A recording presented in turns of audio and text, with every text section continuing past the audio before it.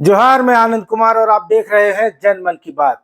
दोस्तों, झारखंड मुक्ति मोर्चा और कांग्रेस के बीच बयानबाजियां जोरों पर हैं और ऐसी उम्मीद लगाई जा रही है कि असम चुनाव के बाद जब राज्यसभा चुनाव होगा उस समय गठबंधन दरक सकता है, बिखर सकता है।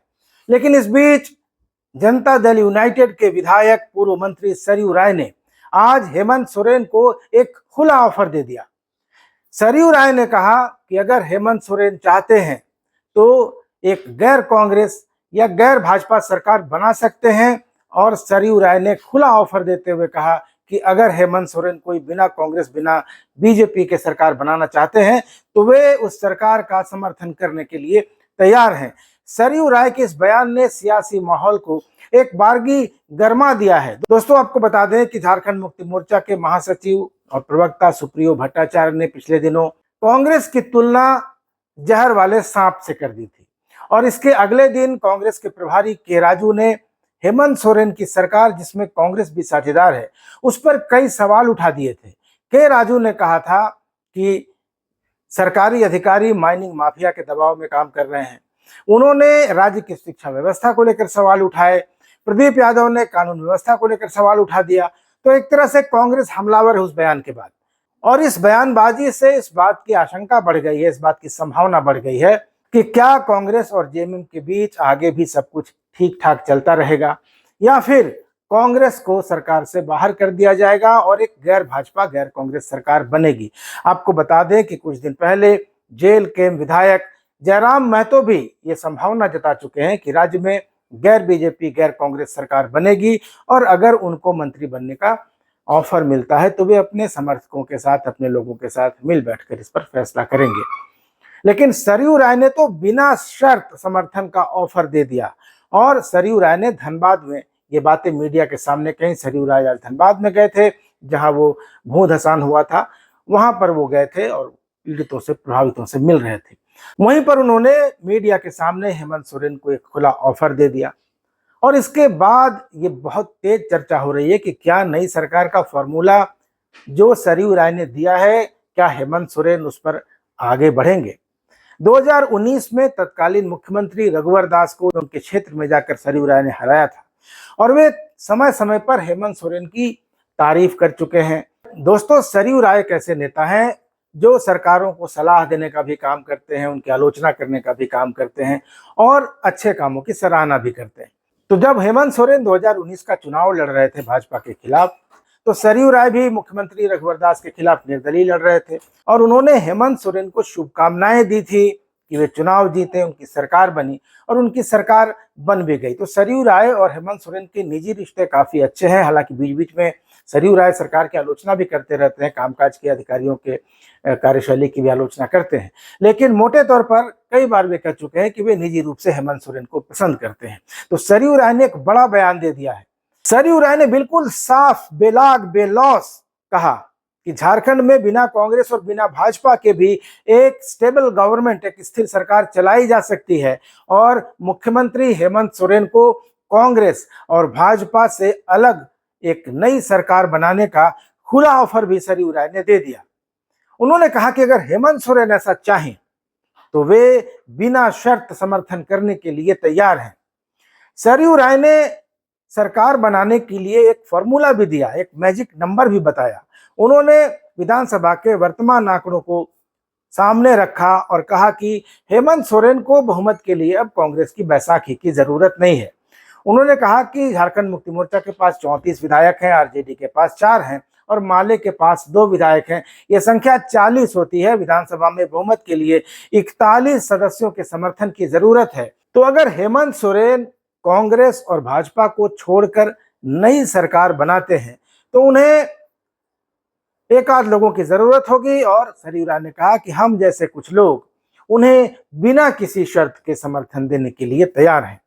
झारखंड मुक्ति मोर्चा और कांग्रेस के बीच जो तल्खियां बढ़ती जा रही हैं उस पर हमला करते हुए सरयू राय ने कहा कि कांग्रेस का चरित्र ही है कि वो अपने सहयोगियों को दबाती है।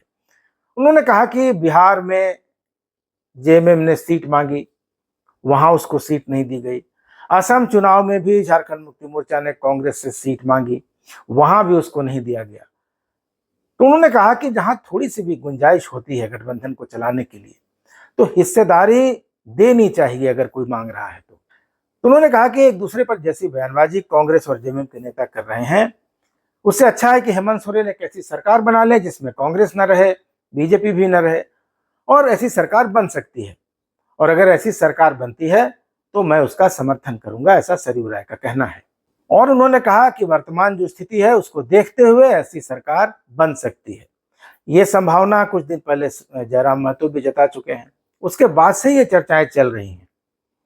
हालांकि सरयू राय ने यह भी कहा कि चुनाव के बाद यानी असम चुनाव के बाद क्या होगा ये कहना मुश्किल है। हो सकता है कि असम चुनाव के बाद ये दोनों दल फिर एक साथ आ जाए, एक साथ बैठ जाएं और कहें कि हमारे जो मतभेद थे वो खत्म हो गए, चुनावी मतभेद थे, और फिर ये सरकार चलती रहे। लेकिन अभी जैसी बयानबाजी चल रही है उससे गठबंधन की विश्वसनीयता पर सवाल खड़े हो रहे हैं। सरयू राय ने कहा कि कांग्रेस प्रभारी के राजू ने आरोप लगाया कि झारखंड के अफसर माइनिंग माफिया के दबाव में काम कर रहे हैं और ये सीधा मुख्यमंत्री हेमंत सोरेन पर हमला है। और ऐसे में अगर हेमंत सोरेन ये तय करते हैं, उनका व्यक्तित्व बड़ा है और उनको लगता है कि कांग्रेस कोई नाजायज दबाव डाल रही है तो वे ऐसी सरकार बना लें जिसमें भाजपा न रहे, कांग्रेस भी न रहे। हेमंत सोरेन बहुमत के करीब हैं और हम जैसे 2-4 लोग उनको समर्थन दे देंगे। जब उनसे यह पूछा गया कि क्या उनकी कोई शर्त भी होगी समर्थन के लिए तो सरयू राय ने कहा कि वे बिना किसी शर्त के समर्थन देने के लिए तैयार हैं, क्योंकि अगर हेमंत सोरेन को लगता है कि कांग्रेस के लोग ज्यादती कर रहे हैं, ज्यादा दबाव डाल रहे हैं, प्रेशराइज कर रहे हैं तो दबाव से मुक्त हो जाएं, हम लोग हैं, समर्थन देंगे, उनकी सरकार चलेगी। तो दोस्तों सरयू राय का यह बयान अब चर्चा का केंद्र बन गया है। तो अब ये हेमंत सोरेन के ऊपर है कि क्या वे कांग्रेस के साथ अपने रिश्तों को लेकर कोई कड़ा फैसला लेंगे या फिर ये सरकार जैसी चल रही है वैसी चलती रहेगी, या फिर सच में ऐसा कोई विचार जो जयराम महतो के मन में चल रहा है, जो सरयू राय के मन में चल रहा है, क्या ऐसा कोई विचार कि कोई गैर भाजपा गैर कांग्रेस सरकार बने, क्या हेमंत सोरेन के दिमाग में भी चल रहा है?